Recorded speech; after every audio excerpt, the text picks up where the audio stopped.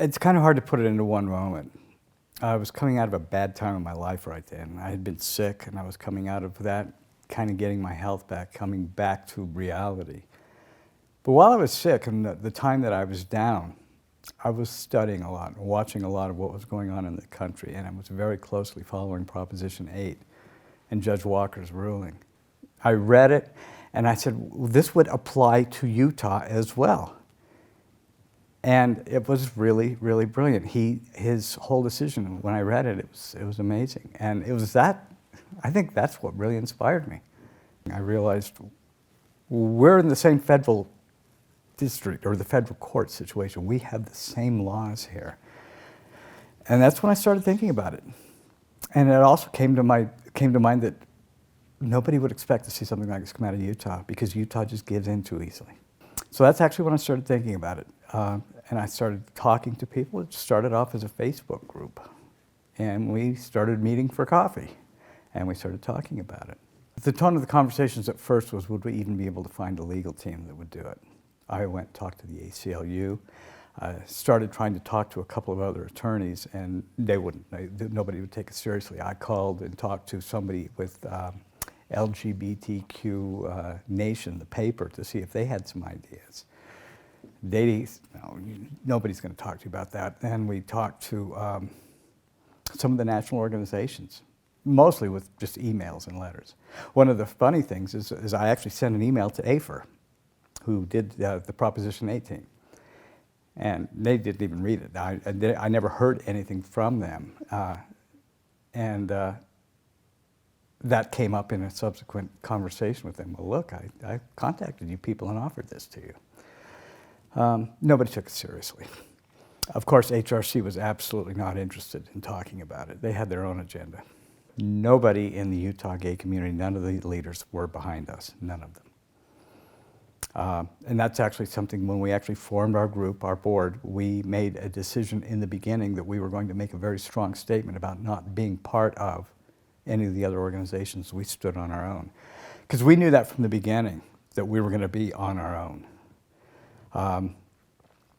We were pretty much told, well, most of the organizations, we didn't really even talk to them. And I was approached by a few people who asked us not to do it. I was approached by somebody from the Stonewall Democratic Caucus that asked me to just go after the second part of Amendment 3. Not go after the whole amendment, just Part 2 of the Amendment 3 that said no other type of relationship will be recognized. And that's when I said, no, we're pretty much on our own. That's when we realized this. At that time, I was kind of involved in some of the politics. I was a Democratic candidate or delegate with the Democratic Party, and I was getting a little bit involved with the Stonewall Democrats. I had a little bit of contact with Equality Utah, and I was going up to the Capitol during the legislative sessions and kind of getting involved in some of the things up there. When Ben McAdams was a senator and he had his non-discrimination bill up there, I went up there and testified for his non-discrimination bill. So I was trying to get active, and I was trying to be involved in the community. So people knew who I was. A lot of people knew who I was. I hate apathy. That's just something that drives me crazy. And people who aren't willing to try something when it's right. And that was our biggest problem that I knew that we were going to have to get past. There are so many people that it was just the status quo. It was the norm. Gay marriage is never going to come to Utah. And that just makes me angry. And that's what gives me motivation. No, that's not true. We can do this. And I just found a small group of people who were willing to do it. And then as we started making a little more and more noise, mostly on Facebook, more and more people came and got involved. A lot of my board members, it was one of my hobbies, is getting on the Tribune comment boards. The Salt Lake Tribune, anything that's gay issues, I'd get on those. And then we started talking about that on comment boards. And 3 of my board members came in because they were commenters, contributors in the Tribune. So we have all these little ways of communicating and talking out there, and that's where some of them came from. When I found out I wasn't the only one in the state who thought that, it was great. And on our very first actual meeting, Restore Humanity, it was in July of 2012 at a coffee shop, half of the people that were there were straight allies. They were not gay. And that felt really, really good. That was very, very motivating. I think there were 6 of us there.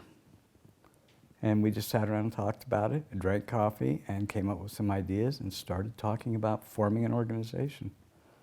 The prevailing wisdom was, no, we're not ready yet. HRC was working on a big national campaign. We're going to bring marriage equality to the whole country within 5 years. And that was what everybody was rallying around. And the idea was to go to the easy legislators and the easy states and start getting these laws changed. And it was obvious to me that it was the courts that were going to do it, not the legislatures. And that's why we had to start looking at that. And I personally felt like if Utah did this, nobody would be expecting it. Nobody was taking it seriously, and it did actually work out that way very well. The hard part was trying to find a legal team. I went to the ACLU, very first place we went, and they're like, oh, you're kidding. We can't get involved in something like that.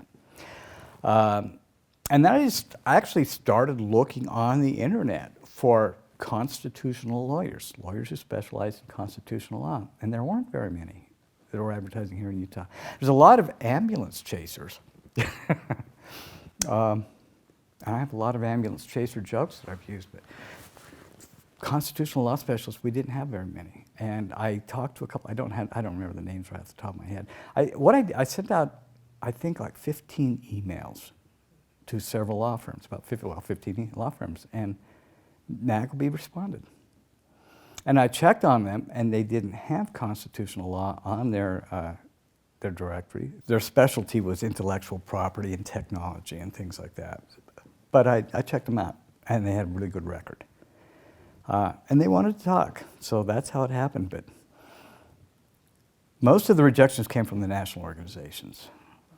And in my first meeting, I sat down with Jim and Peggy in my first meeting, and we sat and talked for about 2 hours. They tried for 2 hours to convince me they were the best ones for the job. Now, they had me like in the first 5 minutes, but I just let them keep going.